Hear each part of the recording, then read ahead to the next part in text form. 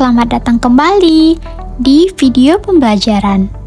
Pada kesempatan kali ini, kita akan membahas mengenai global e-business dan bagaimana e-business ini berkolaborasi dan peran penting sistem informasi dalam proses bisnis. Seiring perkembangan teknologi yang semakin pesat, kini bisnis bisa dilakukan dengan menggunakan teknologi elektronik dan juga internet yang memungkinkan perusahaan dapat terhubung dengan sistem internal dan eksternal mereka yang menjadikannya lebih efisien dan fleksibel.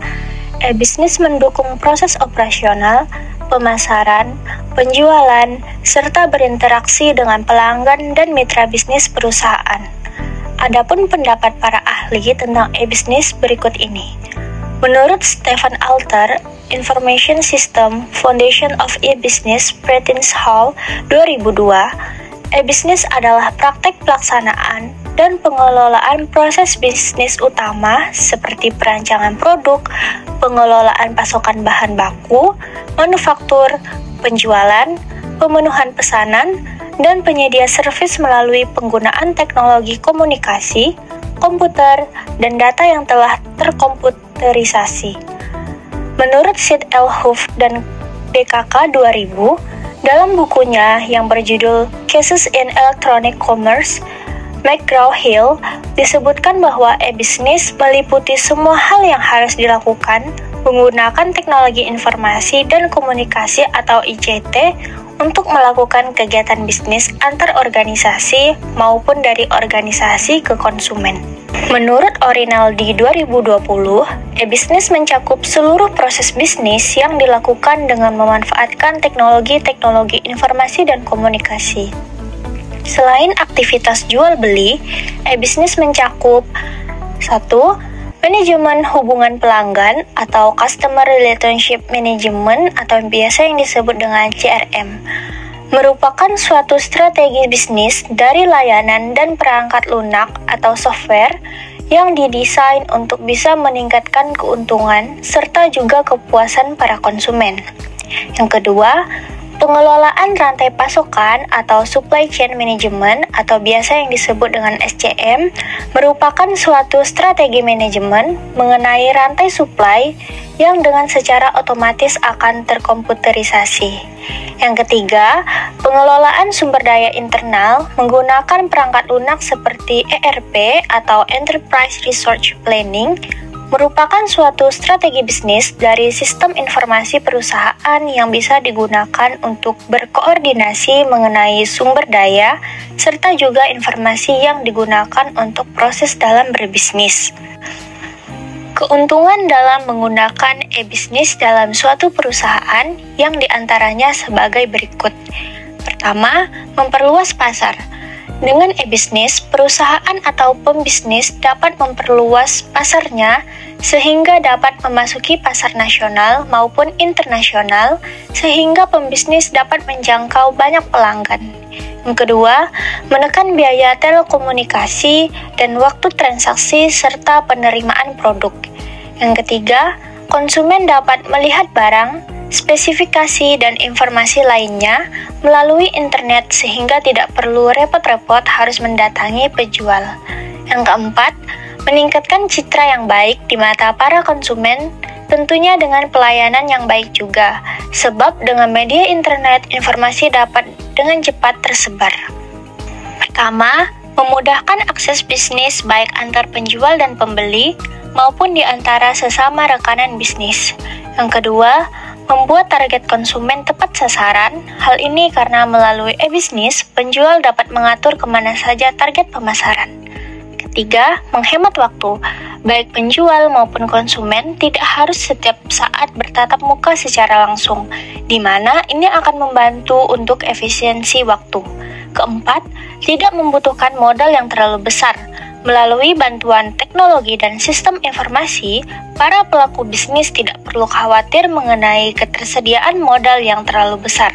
Hal ini dapat disiasati dengan pengoptimalan e-bisnis sebagai alat promosi dan alat komunikasi. Pertama, Membatasi interaksi sosial. Hal ini dikarenakan komunikasi bisnis dilakukan secara online atau menggunakan bantuan teknologi saja, sehingga intensitas pertemuan antara penjual dan pembeli menjadi terbatas. Kedua, berisiko terjadi penipuan. Dikarenakan proses transaksi tidak dilakukan secara langsung, maka rawan terjadi tindak penipuan. Biasanya, hal ini terjadi pada pebisnis pemula yang masih minim pengetahuan mengenai bisnis di internet. Yang ketiga, rawan terjadi gangguan. Seperti yang kita ketahui bahwa apapun kegiatan yang melibatkan mesin sebagai alat bantu beresiko untuk terjadinya gangguan seperti kehilangan sinyal, kerusakan jaringan, atau kesalahan sistem. 1. Pelaku bisnis seperti organisasi, produsen atau perusahaan, supplier, rekanan bisnis, dan konsumen. Kedua, alat atau sumber daya yang digunakan, seperti teknologi informasi dan komunikasi, atau komputer, internet, dan lain-lain. Ketiga, kegiatan dan sasarannya, seperti kegiatan dan proses bisnis, pelayanan, penjualan, dan transaksi, serta operasi bisnis utama. Keempat, tujuan, seperti komunikasi, koordinasi, pengolahan organisasi, transformasi proses bisnis, dan berbagai informasi. Yang kelima, keuntungan yang bisa didapatkan. Pertama, perencanaan. Menyusun rancangan teknologi dan strategi pengembangan e-bisnis. Kedua, tahap analisis. Menilai kelayakan teknis, ekonomi, hukum, dan operasional sistem. 3. Tahap perancangan. Merancang sistem sesuai kebutuhan perusahaan, pengguna, dan teknis. Keempat, tahap penerapan. Mengimplementasikan sistem melalui insourcing, outsourcing, atau aplikasi siap pakai. 5. Tahap evaluasi. Menguji sistem untuk memastikan fungsionalitas dan bebas dari kesalahan. Kolaborasi merupakan sebuah kerjasama dengan orang lain untuk mencapai suatu tujuan bersama secara eksplisit. Kolaborasi fokus terhadap penyelesaian tugas atau misi yang biasanya terjadi di dalam sebuah bisnis atau organisasi dan di antara pelaku bisnis. Kolaborasi dalam jangka waktu yang pendek berlangsung hanya beberapa menit atau dalam jangka panjang, tergantung sifat tugas dan hubungan di antara para peserta tersebut. Kolaborasi bisa antara satu pihak dengan pihak lain atau banyak pihak dengan banyak pihak lainnya. Menurut Dianari 2018, e-commerce atau electronic commerce adalah aktivitas bisnis yang melibatkan pembelian dan penjualan barang atau jasa melalui platform elektronik, terutama internet. E-commerce telah menjadi salah satu aspek penting dalam dunia bisnis digital, memungkinkan perusahaan dan konsumen untuk melakukan transaksi secara lebih cepat dan efisien. Beberapa aplikasi umum yang berhubungan dengan e-commerce adalah email dan messaging, dokumen, spreadsheet, database, accounting dan sistem keuangan, informasi pengiriman dan pemesanan, pelaporan informasi, sistem pembayaran baik domestik maupun internasional, online shopping, dan online banking. Pertama, business to business atau B2B adalah interaksi antara program dengan program. Terdapat keterkaitan dan ketergantungan yang sangat erat antara aplikasi, sistem, dan subsistem. Integrasi atau virtual company adalah model bisnis B2B. Kedua, business to customer atau B2C adalah interaksi antara orang atau customer atau pelanggan dengan program, misalnya situs web, ATM, dan lain-lain. Dengan kata lain, data berasal dari orang lain. Ketiga, customer to customer atau C2C merupakan salah satu model e-commerce. Dalam hal ini, konsumen menjual secara langsung pada konsumen yang lain, atau dapat juga dikatakan sebagai transaksi jual-beli antar konsumen. Keempat, customer to business atau C2B adalah model perorangan yang menjual barang atau jasa kepada perusahaan. Model e-commerce ini sangat umum dalam proyek dengan dasar multi sumber daya. Sekelompok besar individu menyediakan layanan jasa atau produk mereka bagi perusahaan yang mencari jasa atau produk tertentu. E-commerce dan e-bisnis seringkali tidak berdiri sendiri, melainkan saling melengkapi. Misalnya, sebuah perusahaan e-commerce membutuhkan dukungan e-bisnis untuk memproses data pelanggan, mengelola inventaris, atau menganalisis tren pasar. Sebaliknya, e-bisnis dapat memperluas jangkauan operasionalnya melalui platform e-commerce yang memungkinkan transaksi langsung dengan konsumen.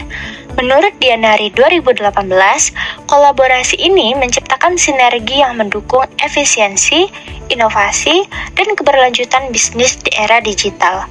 Berikut adalah beberapa manfaat utama dari kolaborasi ini.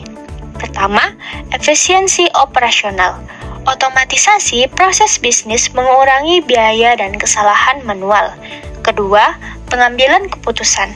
Analisis data pelanggan mendukung strategi berbasis data. Ketiga, pengalaman pelanggan. Layanan lebih personal dan responsif meningkatkan kepuasan. Keempat, skalabilitas pasar. Memperluas jangkauan dan skala bisnis secara global. Kelima, inovasi produk. Teknologi seperti AI dan IoT mendorong pengembangan layanan baru. Keenam, branding dan loyalitas. Pengalaman konsisten memperkuat merek dan kesetiaan pelanggan. Ketujuh, keberlanjutan bisnis. Adaptasi digital menjaga relevansi dan daya saing perusahaan. Proses bisnis merupakan cara di mana sebuah pekerjaan diorganisasi, dikoordinasi, dan fokus untuk menghasilkan sebuah produk atau layanan yang bernilai. Kegiatan ini didukung oleh arus material, informasi, dan pengetahuan antara para peserta di dalam proses bisnis. Proses bisnis juga merujuk cara yang unik, di mana organisasi mengkoordinasikan pekerjaan, informasi, pengetahuan, dan cara-cara yang dipilih manajemen untuk mengkoordinasikan pekerjaan. Sistem informasi adalah kombinasi dari teknologi informasi dan aktivitas manusia yang saling bekerja sama untuk mendukung operasi dan manajemen. Istilah sistem informasi dalam arti sangat luas merujuk pada interaksi antar manusia, proses algoritmik, data, dan teknologi. Sistem informasi adalah komunikasi sistem di mana data diproses sebagai bentuk dari memori sosial. Sistem ini juga dapat dianggap sebagai bahasa semi-formal yang mendukung manusia dalam mengambil sebuah keputusan dan tindakan. Adapun contohnya seperti aplikasi kasir, POS di restoran menggabungkan komputer, software, dan pegawai kasir untuk mencatat penjualan, mengelola stok, dan membuat laporan. Perusahaan saat ini membutuhkan sistem informasi untuk beroperasi dalam bisnis mereka dan bahkan menggunakan banyak sistem yang berbeda untuk melakukan integrasi agar semua bagian seperti produksi, pemasaran, keuangan, dan sumber daya manusia bisa bekerja selaras. Sistem informasi memiliki peran penting dalam menjalankan dan mengembangkan proses bisnis di perusahaan. Yang pertama yaitu mendukung operasional bisnis.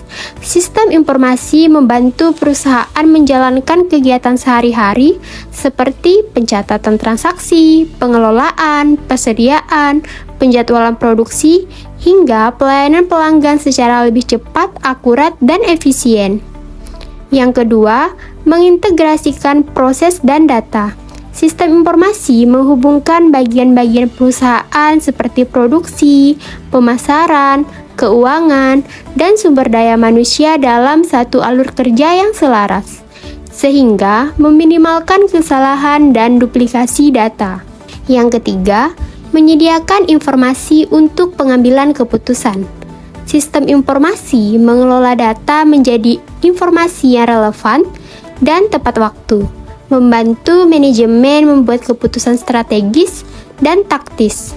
misalnya untuk perencanaan penjualan atau inovasi produk. Yang keempat, mengelola teknologi perusahaan.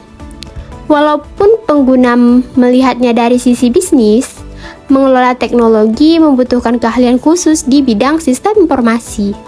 Karena itu, perusahaan biasanya memiliki departemen sistem informasi yang bertugas mengatur, mengembangkan, dan memelihara teknologi yang digunakan.